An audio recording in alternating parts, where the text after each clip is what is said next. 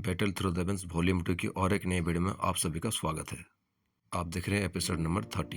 अब तक हमने देखा था जियान उस रेलम के अंदर मून फ्रूट के लिए किसी से फाइट करता है, लेकिन एंड में जाते जाते वो आदमी अपना एक इमोर्टल लेवल का फाइटिंग स्किल को यूज कर दिया था, जिसकी वजह से जियान भी अपना एक इमोर्टल लेवल का फाइटिंग स्किल जो कि 7th layer breaking the sky roller technique था उसको यूज कर दिया था। लेकिन एंड तक आते आते जियान अपना आउटकम निकालने के लिए अपना जो 23 कलर्स का एक हेवनली फ्लेम का बना हुआ एंग्री बुद्धा लोटस था उसको भी सूट कर दिया था उसके पास। फिर होना क्या था, एंग्री बुद्धा लोटस की वजह से वो जाके बहुत दूर गिरा और उसका हालत खराब हो गया। लेकिन उसके बाद वो फाइट करने के लिए नहीं आता, उसके जो कंपेनियन आए थे उसको लेके उधर से चले जाते हैं। थोड़ी सी रेस्ट करने के बाद, थोड़ा स्पिरिचुअल एनर्जी अपना सही करने के बाद वो निकल चुके थे डीप रीजन के अंदर। अभी आगे जब वो लोग डीप रीजन के अंदर चल के जा रहे थे तो उनको कोई परेशान नहीं करता, क्योंकि लास्ट फाइट में सबने देख लिया था कि जियान किस लेवल का फाइट करता है, इसलिए कोई भी जियान से पंगा लेना नहीं चाहता है। ऐसे कुछ टाइम पास होता है और डीप रीजन के अंदर बहुत सारे लोग जमा होने लगते हैं और सभी के सामने एक स्टोन गेट, एक एंशिएंट टाइम का स्टोन गेट अपेयर होने लगता है। ये ancient stone gate deep region के सेंट्रल पार्ट में अपेयर हुआ था, क्योंकि सभी लोगों को इस गेट के बारे में पता था। वो लोग जानते थे कि ये गेट जब ओपन होगा, इसके अंदर से जो भी जाएंगे इसके भीतर बहुत ही ज़्यादा कीमती खजाने उनको मिलने वाले हैं और बहुत सारे इमोर्टल लेवल के फाइटिंग स्किल भी मिलेंगे। ऐसे बहुत सारे रेयर टारगेट ट्रेजर्स मिलेंगे जो कि बाहरी दुनिया में नहीं मिलते। लेकिन भले जितना भी कोशिश कर लें, इसको तोड़ के अंदर नहीं जा सकते, ये बहुत ही ज़्यादा टफ है। बस ये लोग अभी वेट ही कर सकते हैं, क्योंकि ये धीरे धीरे वीकेंड होगा और 3 दिन के अंदर शायद ये पूरी तरह से खुल जाएगा और तभी शायद ये लोग उसके अंदर एंटर कर पाए। यहाँ पे जितने भी बंदे इकट्ठे हुए थे वो सब डिसाइड करते हैं कि चलो हम वेट ही करते हैं। इस पहाड़ में जंगल इतना घना था कि रात और दिन का पता ही नहीं चलता था, दिन में भी रात की तरह दिखाई दे रहा था। कुछ समय के बाद पूरी तरह से रात हो जाता है। जब रात हो जाता है वहाँ पे 2 फिगर फिर से अपेयर होते हैं और ये दोनों जियान और यूरो रहते हैं। अभी जियान और यूरो जहाँ पे लैंड किए थे वो फील करते हैं कि आसपास का टेम्परेचर रात की वजह से धीरे धीरे कम होने लगी है। अभी जियान उस जंगल में से छोटे छोटे मॉन्स्टर जो रहते हैं चिकन की तरह दिखते हैं, उनको पकड़ के लाके अपने स्ट्रेंज फायर से पकाने लगता है। जब वो पूरी तरह से पक जाता है तो वो एक लेग पीस लेके खाने लगता है। हीरो को कहता है तुम भी खा लो। हालांकि ये लोग बिना खाए भी रह सकते हैं और अपने जो एनर्जी है उसको रिकवर करने के लिए आसपास के सराउंडिंग एनर्जी को अपने भीतर सोख सकते हैं। लेकिन फिर भी अगर यहाँ पे आज बैठे ही हैं तो चलो कुछ खा लेते हैं। जियान बोलता है कि मेरा हाथ का बनाया हुआ खाना इतना ज़्यादा टेस्टी तो नहीं होगा। यूरो भी थोड़ा सा स्माइल करके एक बाइट पकड़ लेती है और वो भी साल भर में यूरो भी कुछ नहीं कहती और एक टुकड़ा लेके उसको अपने माउथ में डालने लगती है। उसका फेमिलियर टेस्ट को फील करके वो थोड़ा सा खुश हो जाते हैं। वो बोलती है मैं पिछले 1 साल से ऐसे खाना नहीं खाई हूँ। हाँ, ये बहुत ही ज़्यादा टेस्टी लगने लगा है पहले से। जियान हीरो की बातों को नोटिस नहीं करता, वो खाने में लगा हुआ था। लेकिन जब वो खा ही रहे होते हैं उनके पीछे से 3 लीव्स के अटैक आते हैं जो कि बहुत ज़्यादा पावरफुल था। जियान बोलता है कि हीरो संभल के, हमें कोई अटैक कर रहा है। जियान इन सालों में बहुत ही ज़्यादा एक्सपीरियंस है ऐसी चीज़ों से, क्योंकि वो बाहर घूमता रहता है, इसलिए उसका सेंसेस बहुत ज़्यादा परफेक्टली ये फील कर लेते हैं कि कोई अगर छिपके से या फिर पीछे से अटैक कर रहा है। जियान ज़्यादा कुछ नहीं करता, अपना जो हेवनली फ्लेम्स था उनको चारों तरफ लपेट लेता है और वो जो 3 लीव्स की अटैक आ रहे थे वो वहाँ पर राख हो जाती हैं। यूरो भी बहुत ही ज़्यादा शौक हो गई थी, क्योंकि वो नहीं जानती थी कि इतने लेट नाइट में कोई आके इनको अटैक करेगा और वो बहुत ज़्यादा रिलैक्स फील कर रही थी। लेकिन जैसे जियान का बात वो सुनता है वो पोजीशन में आ जाता है। तभी जियान बोलता है कि शर्म नहीं आता, छुप के वार करते हो, सामने आके वार करो ना। और अपना सोल पावर को रिलीज करके जहाँ से अटैक आया था उस तरफ अपना एक मिल्की वाइट कलर का फ्लेम का क्लस्टर शूट कर देता है। तभी वो मिल्की वाइट कलर का फ्लेम का क्लस्टर उस आदमी को चेस कर रहा था। वो आदमी एक पेड़ के ऊपर छिपा हुआ था। वो फ्लेम लंबे लंबे पेड़ों के बीच में से ऐसे जा रही थी जैसे वो एक इंटेलिजेंस को अपने पास रखती हो और वो जाके उस आदमी से टकरा जाती है। वो आदमी सोचता है क्या मैं पकड़ा गया, लेकिन जैसे वो फ्लेम उस आदमी को टकराने वाला था वो आदमी वहाँ से जंप कर देता है और नीचे गिर जाता है। नीचे वो जैसे ही गिरता है वो जियान की फील्ड ऑफ विजन में आ जाता है। जियान की आंखों के सामने आ जाता है। एग्जैक्टली वो लड़का बहुत ही ज़्यादा इनोसेंट और गिल्टी था, क्योंकि वो उस अटैक को लॉन्च नहीं किया था जिसकी वजह से जियान को यहाँ पे सामने आके इसको पकड़ना पड़ा था। अभी सामने वाला यंग मैन जानता था कि अगर मून फ्रूट को स्नैच करना था उसके पास अच्छी स्ट्रेंथ होना चाहिए, लेकिन वो जियान की बराबरी नहीं कर सकता, उसका स्ट्रेंथ थोड़ा सा कम है। जियान समझ जाता कि सामने वाला बंदा जो है वो इनोसेंट है और उसने अटैक नहीं किया था। तभी माउंटेन के बीच में से एक आवाज आता है और उस डायरेक्शन में से एक यंग मैन चल के जियान की तरफ आता है। जब हम उसको नोटिस करते तो हम देखते हैं कि वो एक अकेला बंदा था, लेकिन वो जियान के सामने जब आता था हम फील कर पाते हैं वो एक फाइटिंग ऑरा को रिलीज कर रहा है। देखने से ऐसा लगता है कि वो फाइट करने के लिए रेडी हो गया है। देखने में ये आदमी एक आयरन टावर की तरह दिख रहा था। अपनी गोरिल्ला जैसे बॉडी को वो थोड़ा सा ऊपर स्काई में उठाता है और वो 2-3 जंप के बाद जियान के पास पहुंच जाता है। वो अभी जियान की तरफ आते थे चिल्ला चिल्ला के हंस रहा था। जियान बोलता है कि तुम मेरे सामने ऐसे आ रहे हो, क्या तुम्हें डर नहीं लगता? यूरो अभी जो पीछे खड़ी थी वो एक बात नोटिस करती कि ये जो एक बंदा आया अभी, ये भी किंगचिंग सिटीज के 8 ग्रेट जीनियस स्ट्रॉन्ग मैन के बीच में से आता है। ये किंगचिंग सिटी में अपना जो रेपुटेशन है बहुत ही अच्छी तरह से बना चुके हैं। इसका नाम था सनमिंग। ये एक अच्छा फाइटर माना जा सकता है। ये भी एक 3 स्टार ड्यूटी का मिडिल लेवल का बंदा है और जियान को ऐसे लोगों से कोई भी दिक्कत नहीं है, क्योंकि जियान के पास भी बहुत सारे ट्रेजर्स हैं जिनकी मदद से ये ऐसे लोगों को सप्रेस कर सकता है। उसके पास एक इमोर्टल लेवल का फाइटिंग स्किल है, 3 मास्टर्स चेंजेस का ट्रांसफॉर्मेशन है, 3000 लाइटिंग मूवमेंट का स्पीड है, एक बहुत ज़्यादा पावरफुल एंशिएंट रूलर है और एक इटर्नल फायर यानी हेवनली फ्लेम्स भी उसके पास है। अभी सामने वाला बंदा बोलता है कि मुझे यहाँ पे आने का कोई इरादा नहीं था, लेकिन मैंने सुना कि तुमने अपनी 3 स्टार ड्यूटी का अर्ली स्टेज के पावर पे उसको हरा दिया, जो कि एक 3 स्टार ड्यूटी का मिडिल स्टेज का बंदा है। मैं देखना चाहता था कि क्या वो र्यूमर सही है या फिर ऐसा ही अफवाह है। अभी वो जियान को केयरफुली देखने के बाद अपना हाथों को वेव करता है। मैं तुम्हारे पास जो चीज़ें हैं उनसे इंटरेस्टेड नहीं हूँ, बस मुझे ये बात सरप्राइज करती है कि तुमने एक अर्ली स्टेज का 3 स्टार ड्यूटी होकर भी मुल्लर को हरा दिया।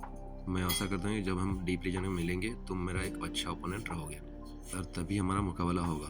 तभी जियान बोलता है कि चलो देखते हैं क्या तुम्हारे पास वो एबिलिटी है कि तुम मुझसे फाइट कर सकते हो। तभी वो बंदा वहाँ से चला जाता और जियान पूछता है खुद से कि मेरे पास ऐसा क्या चीज़ है जिसकी वजह से मुझे लोग ऐसे अटेंशन कर रहे हैं। तभी उसके रिंग में से आवाज़ आती है कि ये तुम्हारे स्ट्रेंज फायर की वजह से, तुम्हारे हेवनली फ्लेम्स की वजह से है। उन लोगों को तो पता नहीं कि ये फ्लेम कौन सा है, लेकिन उनको बहुत ही ज़्यादा स्ट्रॉन्ग फील कर रहा है।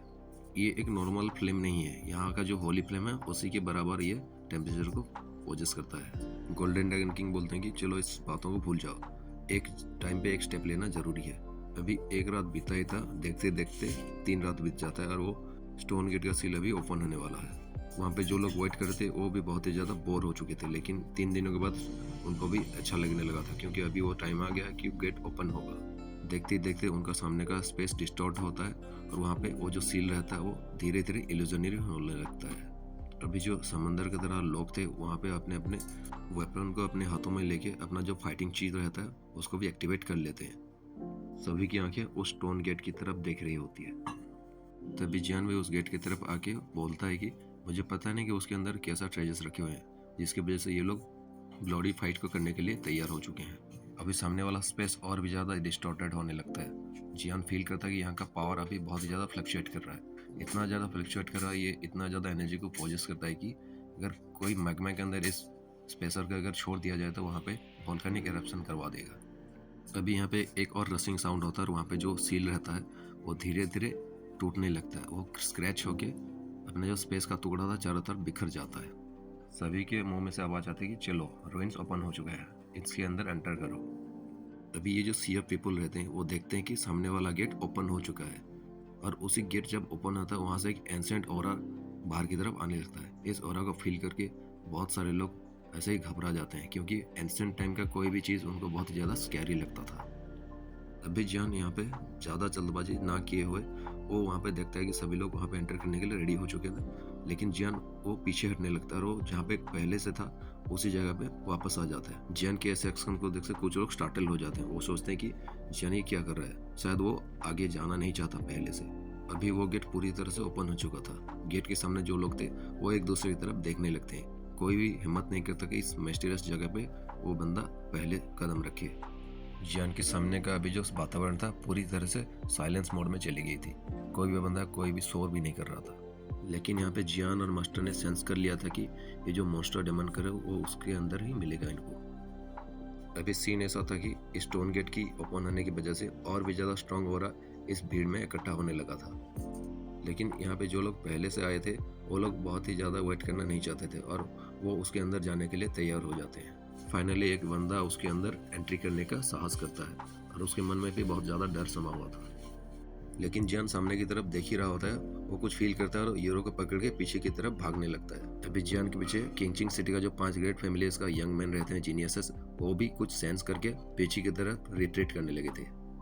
अभी जब हम सामने देखते हैं कि वहाँ का जो स्पेस रहता है वो एक्सप्लोड हो गया था और जियान जहाँ पे खड़ा था उसी जगह एक बड़ा सा पेड़ आके गिरा था और ये कुछ ही सेकंड्स में हो गया था। जैसे जियान और 5 जीनियस ने यहाँ पे रिट्रीट किया ही था, वहाँ से काउंटलेस लोग जो रहते हैं वो भी इस ट्री की तरफ आगे बढ़ने लगते हैं। उन्हें ऐसा लगता है कि उन्होंने कुछ चीज़ों को डिस्कवर कर लिया है। वो सब फील करते हैं जो यहाँ पे इस गेट के सामने स्पेस सील ओपन हो रहा था, धीरे धीरे वो सडनली रुक गया है। वहाँ पे एक बैंग साउंड के साथ एक ब्लास्ट होता है। देखते देखते वहाँ पे एक एनर्जी का स्टॉर्म बनने लगता है और जो आदमी उसके अंदर पहले एंटर किया था उसको जला के राख कर देता है। अभी बहुत से लोग कुछ समझ पाते हैं, इससे पहले वो जो स्टॉर्म रहता है वहाँ पे घूमते घूमते बहुत सारे लोगों को अपने चपेट में लाने लगता है और उनको जलाने लगता है। किसी ने फील नहीं किया था कि ये जो स्पेस सील है इतना ज़्यादा टेरिफाइंग होगा। अभी ये एनर्जी का स्टॉर्म इतना ज़्यादा भयंकर था कि उसके सामने जो लोग खड़े हुए थे पहले से, उन लोगों सभी को ये साफ कर देता है देखते ही देखते। और कुछ स्ट्रॉन्ग लोग जो वहाँ पे खड़े थे अंदर जाने के लिए रेडी हो गए थे, वो लोग भी फील कर लेते हैं कि कुछ गलत हो रहा है, इसलिए वो भी पीछे की तरफ रिट्रीट करने लगे थे। 10,000 से भी ज़्यादा लोग अभी पीछे की तरफ रिट्रीट करने लगे थे, क्योंकि अगर वहाँ पे वो लोग रुकते हैं तो वहाँ पे उनको मरना ही पड़ेगा। लेकिन वो लोग नहीं चाहते थे कि उनको लाइफ ऐसे ही जाके ख़त्म हो जाए और वो भी अपने लाइफ को एंजॉय करना चाहते हैं। अभी फाइनली वहाँ पे एक बैंक के साथ फाइनल ब्लास्ट हो चुका था, क्योंकि जियान और कुछ दूसरे लोग इससे बहुत ही ज़्यादा दूर थे, इसलिए उनको कुछ ज़्यादा हार्म नहीं पहुंचा था। लेकिन अभी जब वो लोग सब उस गेट की तरफ देखते हैं, वहाँ पे चारों तरफ उस एनर्जी स्टॉर्म की वजह से खून ही खून लगा हुआ है। सब लोग अपने दिल में एक साय करते हैं। वो सोचते हैं कि ये एक एंशिएंट टाइम का रिलीक होने का काबिल है, क्योंकि इतने एंशिएंट टाइम से यहाँ पे रहने के बावजूद भी ये बहुत ही ज़्यादा टेरिफाइंग इम्पैक्ट यहाँ पे शो कर रहा है। अभी चारों तरफ देखने के बाद ये जो 8 ग्रेट सिटीज़ का जो जीनियसेस रहते हैं वो एक दूसरे को देख के बोलते हैं कि चलो अभी वक्त हो गया कि उसके अंदर हम एंट्री करें। अभी हम कर भी क्या सकते हैं। यहाँ पे जो लोग पहले खड़े हुए थे बहुत ही ज़्यादा इम्पेशेंट थे और अनलकी थे। वो लोग इस स्टोन गेट का पूरी तरह से ओपन होने का वेट नहीं कर पाए। अभी जियान में एक स्माइल करता और भी ज़्यादा कुछ स्ट्रॉन्ग लोग जो थे उस गेट की तरफ देख के उस तरफ शूट हो गए थे। अभी फाइनली यहाँ पे वो स्टोन गेट ओपन हो चुका है। जियान भी देखता है कि वहाँ पे जो कोहरा था वो धीरे धीरे हटने लगा है उस स्टोन गेट के सामने, और भी बहुत जो लोग वहाँ पे गए थे वो धीरे धीरे सभी लोग दिखाई देने लगते हैं। अभी जो लोग उस स्टोन गेट के अंदर एंटर करते वो लोग ये डिस्कवर करते हैं कि इस स्टोन गेट के अंदर एक बड़ा सा हॉल है जो कि हजारों फुट बड़ा और लंबा है। वो हॉल देखने में एक छोटा सा माउंटेन की पीक की तरह दिखाई देगा और शायद उसी जगह पे so called great Fortune available होगा, जिसकी वजह से इतने सारे पार्टिसिपेंट यहाँ पे रश कर रहे हैं। इस हॉल के जो वॉल रहते हैं वो रेड कलर का दिखाई देते हैं। दूर से देखने पे ऐसा लगता है कि यहाँ पे एक फ्लेम राइज कर रहा है, यानी दोस्त के इसका दीवार को देखने से ऐसा लगता है कि ये अभी लाल कलर की आग में लिपटा हुआ है। ये हॉल देखने में बहुत ही ज्यादा डैजलिंग दिखाई दे रहा था। अभी जो लोग यहाँ पे बहुत ही ज्यादा पावरफुल बंदे रहते हैं वो भी अपने यहाँ पे आंखों को खुला करके देख रहे थे। वो सोचते हैं कि ये एक पीक लेवल का बंदा आने का काबिल है, क्योंकि ये एक ऐसा जगह को बना पाया है जिसके अंदर बहुत ही ज्यादा मैजेस्टिक ऑरा और बहुत ही ज्यादा सीक्रेट है। अभी एक के बाद एक बंदा इसके अंदर घुसने लगता है और वो जब अंदर घुसते हैं तो वो नोटिस करते हैं कि वो जो बड़ा सा हॉल दिखाई दे रहा था वो ऊपर देखने से ऐसा लगता है कि उसका जो टॉप रहता है वो पूरी बादल को घिरे हुए रहते हैं। जियान मन में ही सोचता है कि इतना बड़ा हॉल, इसलिए वो स्पेस सील में सील्ड था। ये वाकई में बहुत ही ज़्यादा खास है। अभी जियान यूरो को पुल करके बोलता है कि चलो हम चलते हैं, क्योंकि मैंने यहाँ पे सेंस कर लिया वो ड्रैगन मॉन्स्टर कोर यहीं पे है। अभी यूरो की हार्ट बीट बढ़ जाती है। वो जियान को बोलते हैं क्यों ना हम मैन होल के अंदर जाएं और उस सोकल्ड ग्रेट फॉर्च्यून को लेने की कोशिश करें, क्योंकि यूरो को पता था कि वो शायद उस ग्रेट फॉर्च्यून को ले तो नहीं सकती लेकिन उसको देख तो सकती है ना। तभी जियान यूरो को बोलता कि अगर इतना आसान होता उस ग्रेट फॉर्च्यून को पाने के लिए तो उसका नाम ग्रेट फॉर्च्यून क्यों होता। तुम चलो अभी ज़्यादा चिंता मत करो, हम उसको बाद में ढूंढेंगे, पहले हमारा जो मॉन्स्टर करो उसको ढूंढते हैं। अभी वहाँ पे एक बंदा खड़ा था जो कि जियान की ऐसे बातों को सुनकर बोलता है कि जियान को ये लोग शायद पागल हो चुके हैं, इनका दिमाग काम नहीं कर रहा है। ऐसा लगता है वो लोग इस ग्रेट फॉर्च्यून को लेना नहीं चाहते और इससे हमारा काम आसान हो जाएगा, क्योंकि एक ओपोनेंट कम हो जाएगा उस ग्रेट फॉर्च्यून को लेने के लिए। ये कहने का वो बंदा उस हॉल की तरफ चला गया था और ये बंदा वही था जो जियान के डुप्लीकेट मून फ्रूट को चुरा के भागा था। वहाँ पे और 2 लोग थे जो कि जियान की बातों को सुन रहे थे। वहाँ पे एक लड़की कहती है चलो मिस हम भी चलते हैं उसके अंदर। वो बोलती है कि नहीं, हम इन लोगों को फॉलो करेंगे, क्योंकि मैं फील कर सकता हूँ ये जो सामने वाला बंदा है इसका सोल पावर बहुत ही ज़्यादा है और ये एक अल्केमिस्ट हो सकता है। और अभी जो फेंगली थी ये भी एक अल्केमिस्ट थी और वो सोच रही थी कि अगर ऐसा है तो मैं इसका फॉलो करेंगे और शायद क्या पता कि जियान उसको कुछ इंस्पिरेशन दे और उसकी वजह से उसका जो अल्केमी के लेवल में ब्रेक थ्रू कर सके। वो लड़की अपना सर्वेंट से बोलती कि मुझे अपना जो एल्केमी का रैंक है उसको इंक्रीज़ करना पड़ेगा। इसके लिए मुझे वो ग्रेट फॉर्च्यून का ज़रूरत नहीं है। उस ग्रेट फॉर्च्यून से ज़्यादा इम्पोर्टेंट मेरे लिए मेरा रैंक को इंक्रीज़ करना है। वैसे ये लड़की कौन है हमें तो पता नहीं है, लेकिन जियान को ये फॉलो कर रहे तो शायद लगता है कि ये जियान का दुश्मन नहीं होने वाला है आगे।